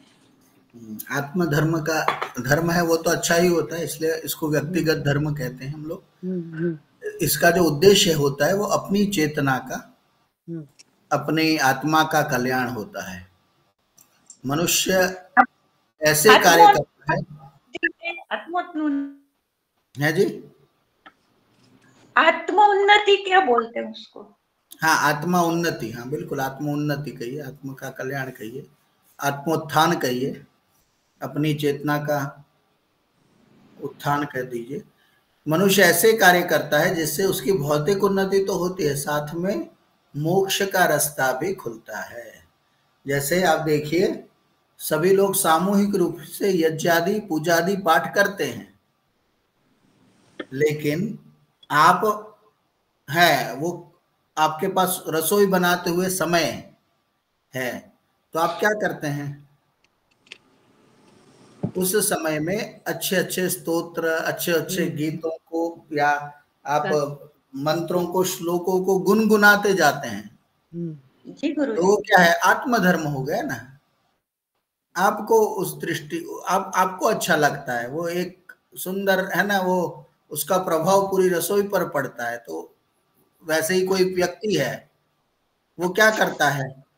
विद्यार्थी है, वो पढ़ता तो है जो उसको स्कूल में कॉलेज में पढ़ाया, लेकिन इससे अतिरिक्त भी कोई स्वाध्याय करता है, तो वो आत्मधर्म हो गया। कोई व्यक्ति जप अनुष्ठान आदि करता है अपने उत्थान के लिए, वो भी आत्मधर्म हो गया।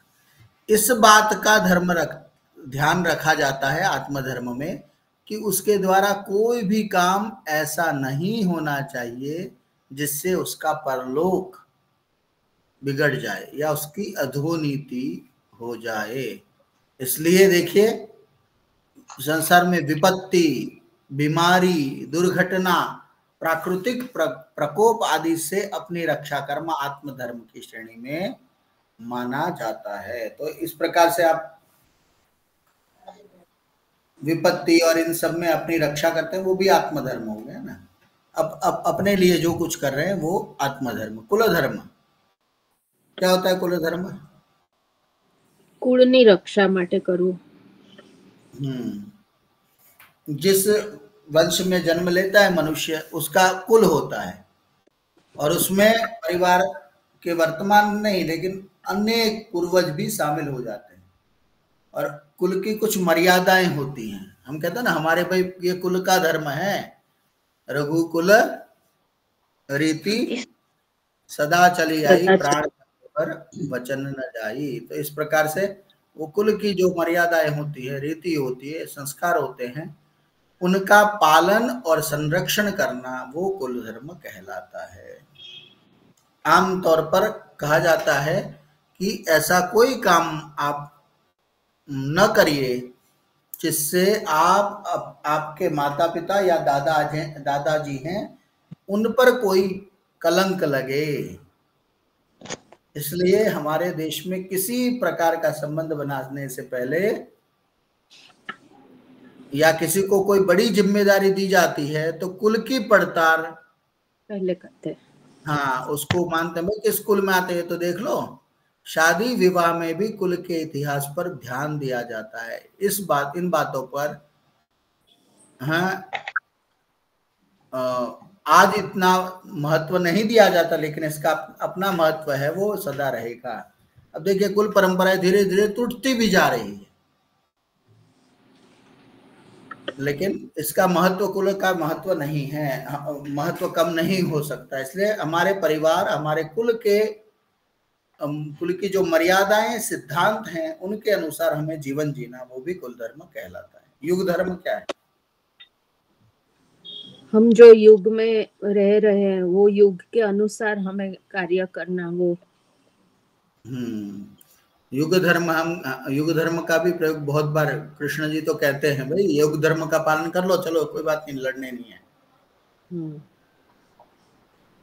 समय परिवर्तनशील है, परिस्थितियां हैं वो बदलती रहती हैं, और परिस्थितियों के अनुसार युग धर्म माने अपने कर्तव्य और कर्म भी बदल देते हैं। जिस आप देखिए, उदाहरण के लिए है ना, जब हम ब्रिटिश शासन के पराधीन थे, अब हमारे देश को आजाद बनाना है ना, यही भारतवासियों का क्या था?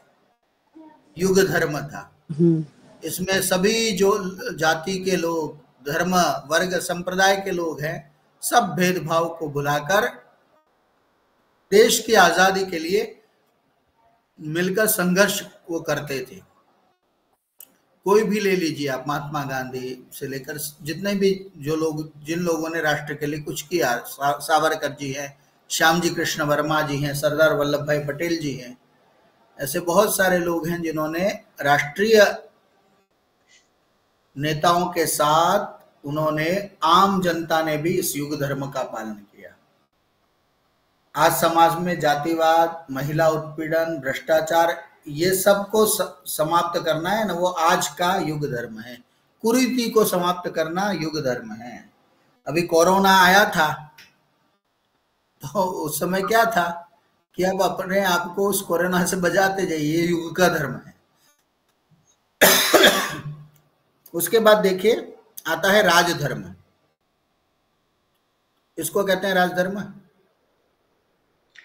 राजा के जो कर्तव्य है, राजा के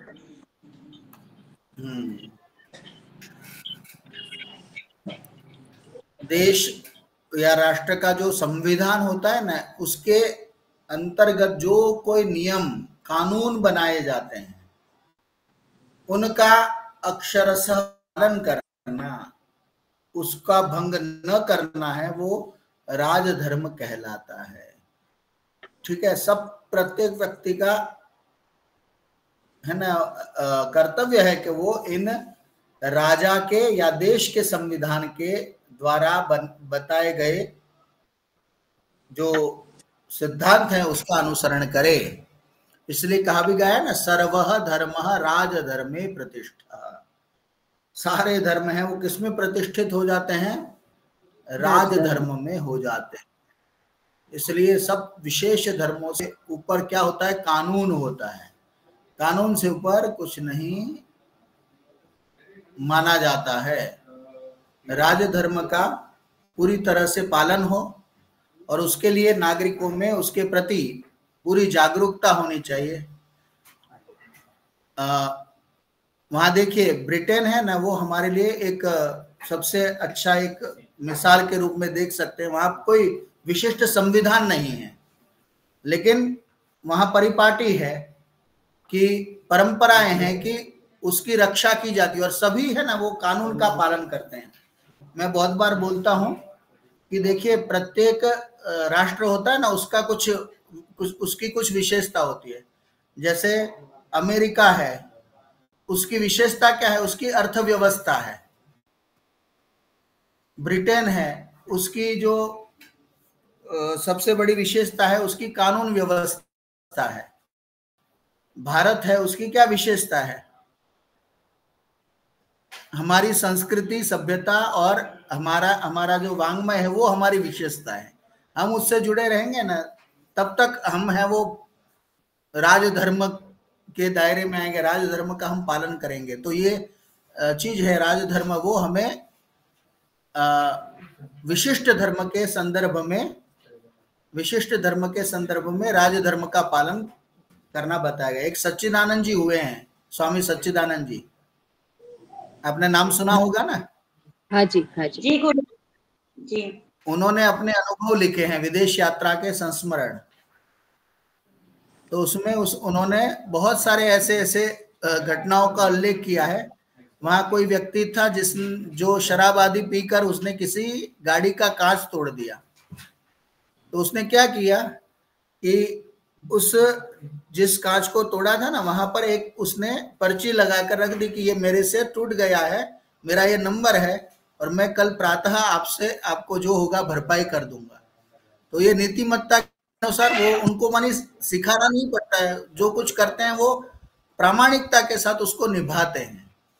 तो ये चीज है ना, वो सिखाते हैं हम लोग भी विशिष्ट धर्म के अंतर्गत धर्म का पालन करना चाहिए। और उसके बाद सबसे जो महत्वपूर्ण विशिष्ट धर्म में आता है वो आपद धर्म आता है। आपद धर्म में क्या आता है, बोलिए आप। आपत्ति काले जे धर्म निभावो पड़े ते। एक संस्कृत की सूक्ति है, आपत्ति काले मर्यादा नास्ति। एक संस्कृत में कहा गया है आपत्ति काल में मर्यादा नहीं है। मनुष्य को कई बार ऐसे मानी परिस्थितियों का सामना करना पड़ता है कि उसे अपनी धन संपत्ति और परिवार की रक्षा के लिए कुछ ऐसे भी काम करने पड़ते हैं जो धर्म के विरुद्ध होते हैं। झूठ बोलना पड़ता है, हिंसा का सहारा लेना पड़ता है। इसका उद्देश्य आप है ना, एक उदाहरण ले लीजिए, शिवाजी वाला। गौ माता का पीछा करते हुए कसाई है, वो चौराहे से भाग रहा होता है। तो शिवाजी ने देखा था कि भाई गौ माता है वो उस साइड गई है, तो उसको पूछा कि भाई किस तरफ गाय गई।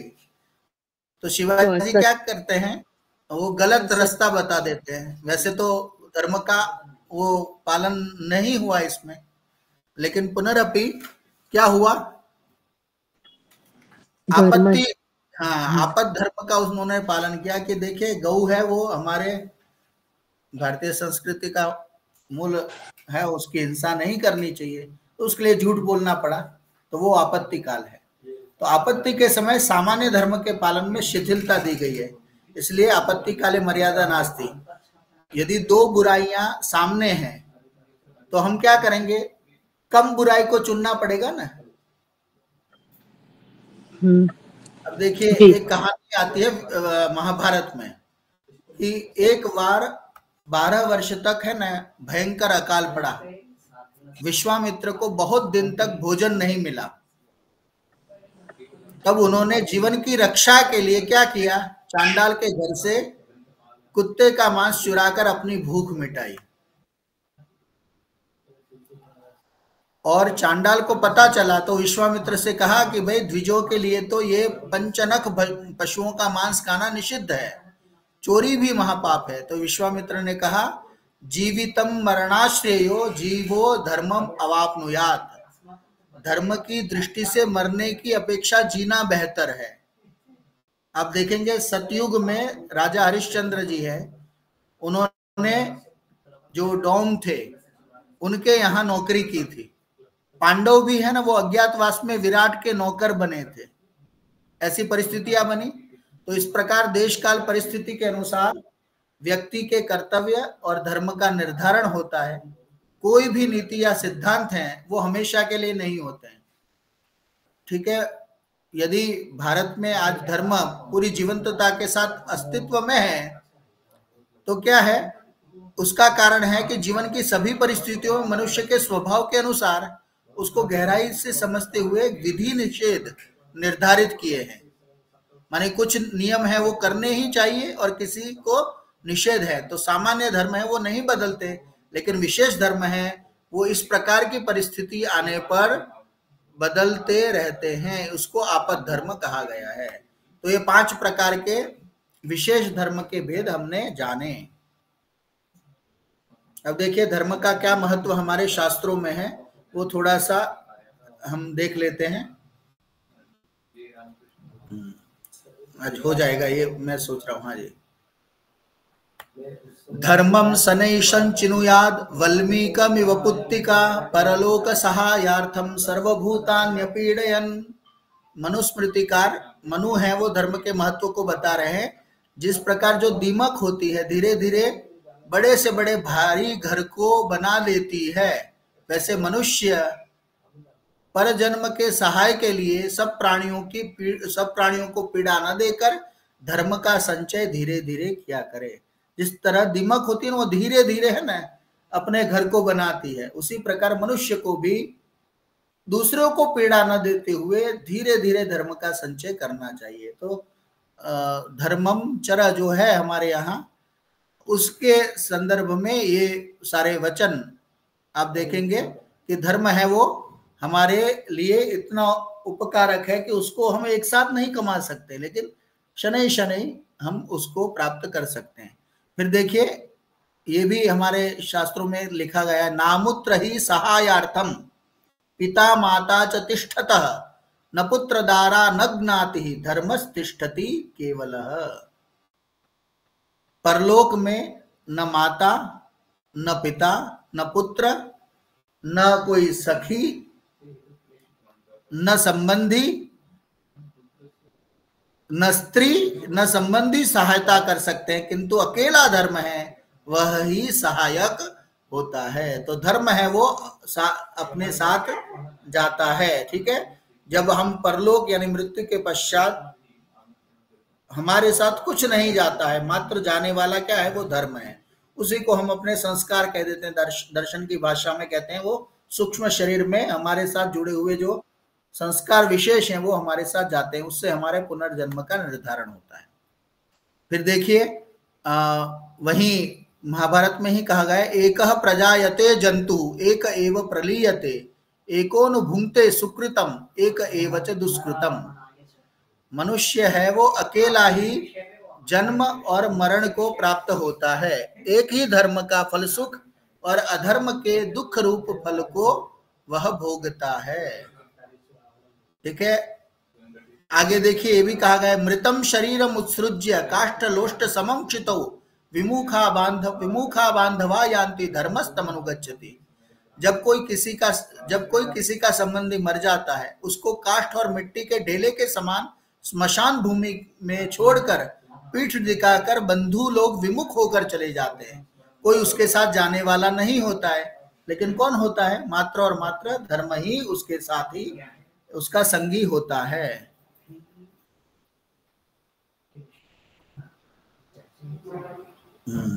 देखिए उसके अलावा भी ये दो मैंने मनुस्मृति के उदाहरण लिए हैं। तस्मात् धर्मम सहायार्थम नित्यम संचुनुयात् शनै धर्मेण ही सहायेन स्तमस्तरति दुस्तरम। इस हेतु से अगले जन्म में सुख और जन्म के सहायार्थ नित्य धर्म का संचय धीरे धीरे करता जाए, क्योंकि धर्म ही के सहाय से बड़े बड़े दुस्तर दुख सागर को जीव तर सकता है। ये सारी धर्म के महात्मा को बताने वाले ये श्लोक है, सारी सुक्तियां हैं। धर्म प्रधानम पुरुषम तपसा हत किल्विषम परलोकम नयत्यासु भास्वंतम स्वशरीरिणम। जो पुरुष धर्म को ही प्रधान समझता है, जिसका धर्म के अनुष्ठान से कर्तव्य पाप दूर हो गया, उसको प्रकाश स्वरूप और आकाश जिसका शरीरवत है, उस परलोक अर्थात परम दर्शनीय परमात्मा को धर्म ही शीघ्र प्राप्त कराता है। उसके बाद ये देखिए, ये महत्वपूर्ण श्लोक है, धर्म एव हतो हन्ति धर्मो रक्षति रक्षितः तस्मात् धर्मो न हन्तव्यो मानो धर्मो हतो वधित।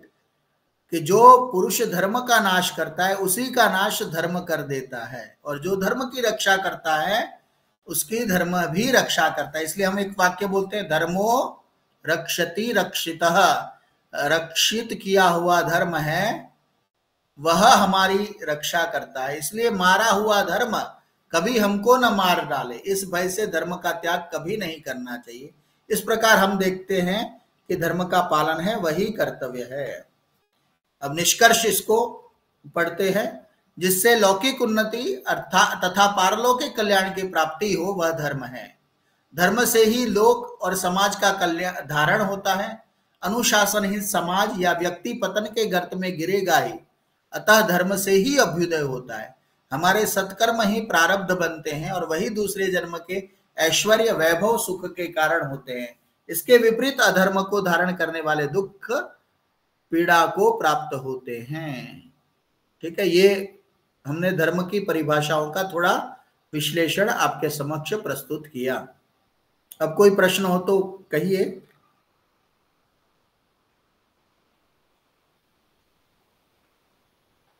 ये थोड़ा जल्दी मैंने, क्योंकि ये सब क्या है, उस चीज को परिपुष्ट करने के लिए उदाहरण थे, तो आपको वो पीपीटी मिल जाए तो मिल जाएगा, आप पढ़ सकते हैं उसको। इसमें कोई व्याख्या करने की बहुत आवश्यकता नहीं है, क्योंकि हो चुकी है बहुत पर्याप्त व्याख्याएं। हाँ जी, कोई प्रश्न है आपका तो मुझे पूछ सकते हैं आप।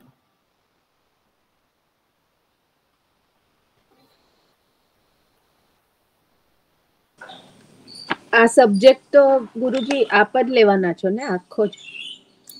नहीं, मैं है इस माने મારામાં છે ને આ 4 યુનિટ હોય છે, એમાંથી એક યુનિટ મારે લેવાની છે. ઓ એક જ છે એટલે ફર્સ્ટ યુનિટ.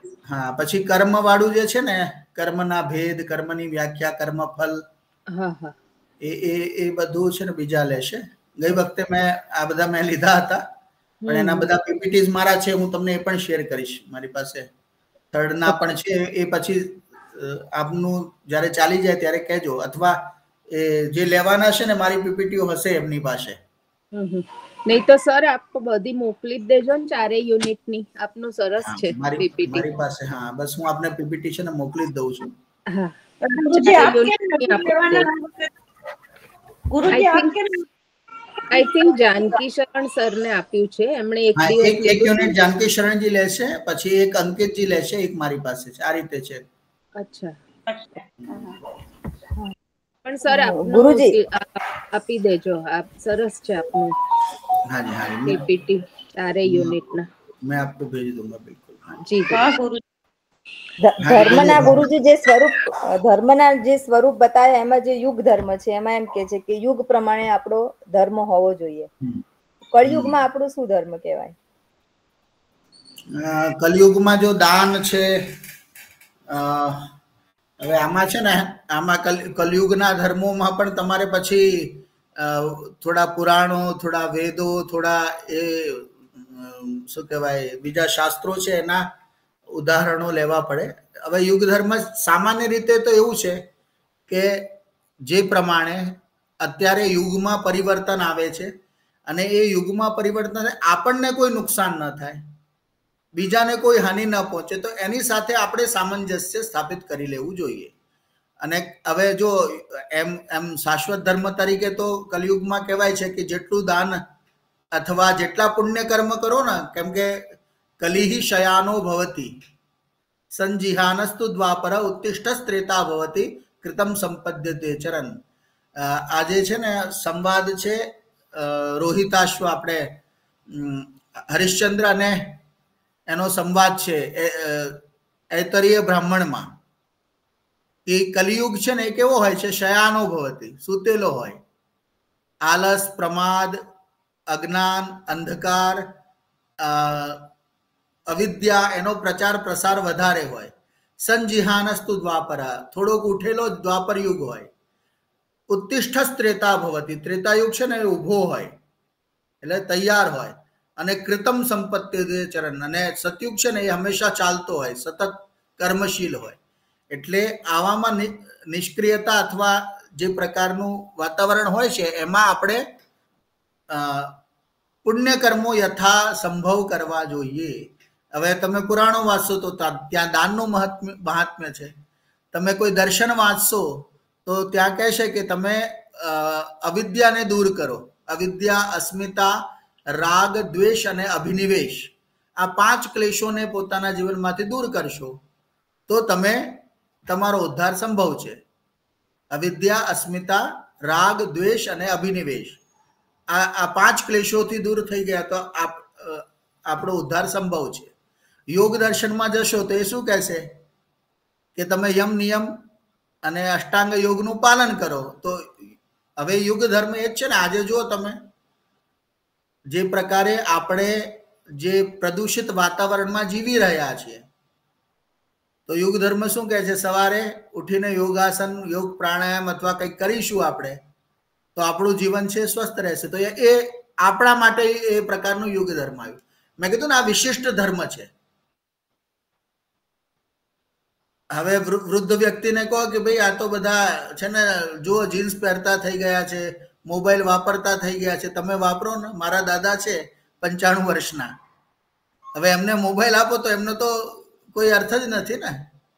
એ કે મારે ક્યાં આ બધાથી મુક્ત થવાની વાત હોય, મારે ક્યાં હવે આ મોબાઈલમાં પડવું, એટલે એ નથી સ્વીકારી શકતા. પણ એ પોતાનું જે કાર્ય કરી રહ્યા છે કે ચલો સવારે ઉઠીને સ્વાધ્યાય આ બધું કરે છે, તો એ એમના માટે યુગ ધર્મ છે.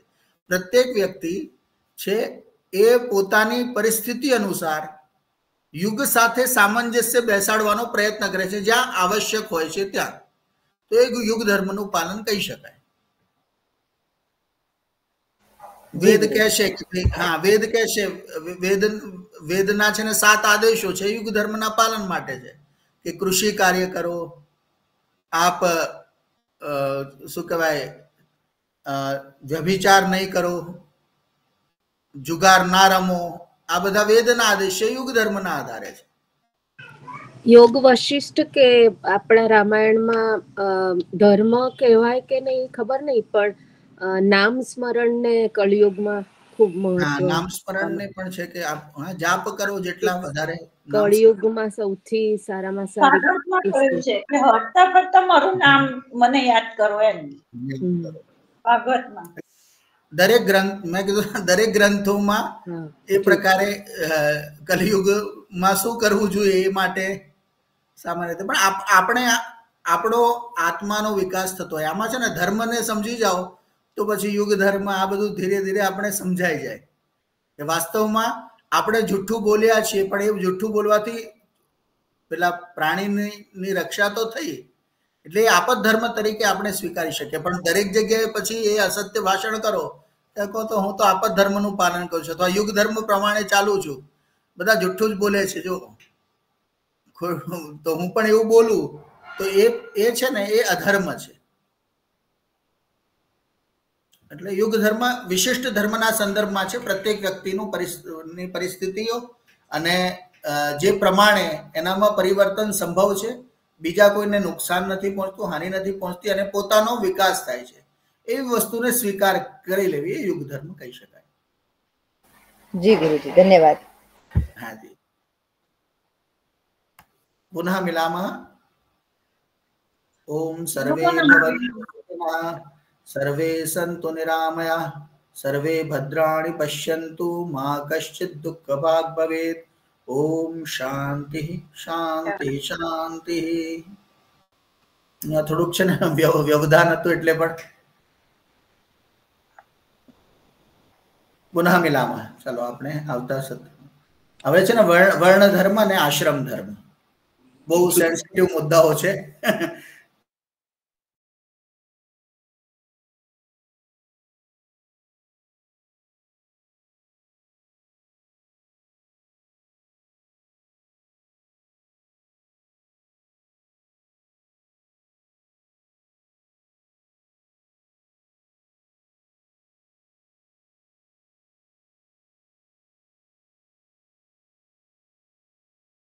વિચાર વિમર્શ કરીશું અને કંઈક આનો સારો નિકાલ લાવીશું. જી ગુરુજી. નમો નમઃ.